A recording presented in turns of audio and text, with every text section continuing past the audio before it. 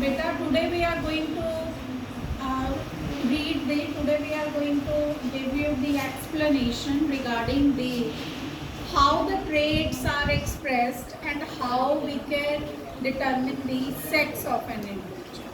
So first of all, how the traits are expressed, it is expressed with the help of a very important thing that is called as the gene.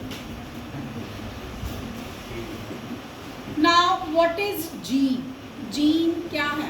Gene जो है, this is the one of the very smallest particle which give the information inherited from our parents to our offspring and it keeps on moving.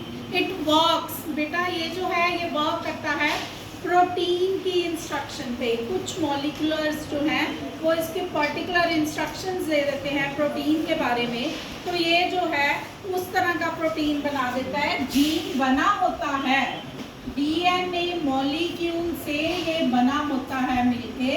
तो DNA हमने पढ़ा है कि ये जो hereditary है, जो इनहेरिटरी है, इनहेरिटेंस है, हेरिडिटरी की यानी इंफॉर्मेशन जो पेरेंट्स की है, information of parents is moved to the offspring and this is done with the help of a simple structure that is the gene.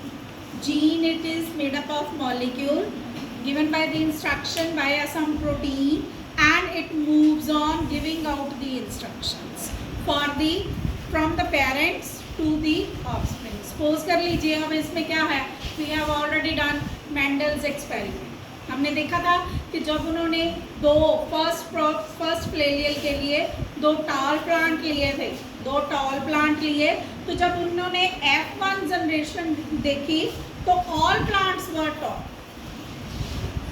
Second में F2 में जब फर्स्ट जनरेशन देखी एक टॉल प्लांट था, एक ड्वार्फ प्लांट था. जब उनकी हाइब्रिडाइजेशन कराई उन्होंने देखा कि ऑल टॉल थे, फिर उसमें से उन्होंने दो टॉल प्लांट लिए, फिर उनको हाइब्रिडाइज कराया, उन्होंने देखा 3:1 की रेशो थी. क्या मतलब कि 3 बड़े पौधे थे, एक जो था वो ड्वार्फ था. तो जीन जो है that is the inherited link. It gives the information from the parents to the offspring and it keep on moving. इसीलिए हमारे कुछ करेक्टर जो हैं हमारे पेरेंट्स के साथ रिजेंबल करते हैं. इसी में मैं आपको एक और चीज़ बताना चाहती हूँ. 2 फैक्टर हमारे पास आते हैं. One is the dominant factor and another one is the recessive factor. Dominant factor वो वाला फैक्टर है जो अपना करेक्टर शो कर देता. रिसेसिव करेक्टर वो है जो डॉर्मेंट स्टेज में पड़ा हुआ है. When it got the favorable situations, it would show its character. Like if T सारे प्लांट टॉल है तो वो करेक्टर हो गया डोमिनेंट, और अगर 1T स्मॉल t है दोनों वो रिसेसिव करेक्टर है ड्वार्फ. ये जो है it is the small introduction regarding the gene and dominant and recessive characters.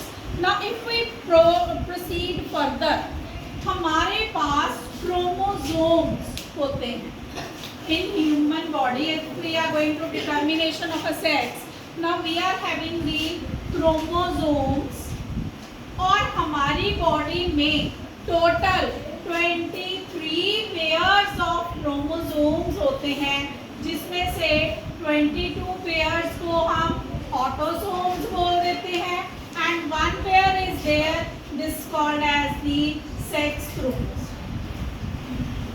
Now this chromosome, sex chromosome, only the one chromosome pair is there which is responsible for the determination of a sex of a child.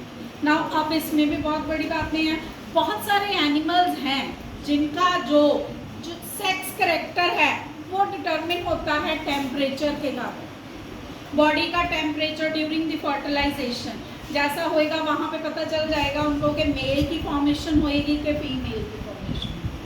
आपको बताऊँ एक बात कि snail snail एक ऐसा animal है जो कि अपना सेक्स चेंज कर सकता है। इसका मतलब क्या हो गया कि ये जो सेक्स फॉर्मेशन है उनमें स्नेल्स में इनहेरिटेड नहीं है, मतलब कि वो अगर वो चेंज कर सकते हैं तो that means that is not bringing about from the parents to the offspring, वो इनहेरिटेड नहीं है। In case of human beings we are having 23 pairs of chromosomes, out of which 22 pairs they are called as the autosomes and one pair is called as the sex chromosome. इसके अलावा एक बात और बताऊं कि जो बॉयज हैं they are having only same type of chromosome, that is the X and Y, two different type of chromosome. और जो गर्ल्स होती हैं they are having same type of chromosome, that is the XX chromosome. Now suppose कर लीजिए हमारे पास fertilization हुई, हमारे पास girl boy, girl baby है, गर्ल बेबी यहाँ पेरेंट्स है, एक फादर है एक मदर है। Just suppose this is a mother having the same type of chromosome, this is a father which is having the different type of chromosome X and Y. Now what happens? Suppose during fertilization this X would combine with the father's other X, then there is a formation of XX. When this X combines with the Y of chromosome, the formation is XY. Same if I take from here, ये वाला X जब इस X के साथ combine करेगा तो मेरे पास XX आ जाएगा, एंड फादर का ये और ये कंबाइन करेगा तो XY आ जाएगा।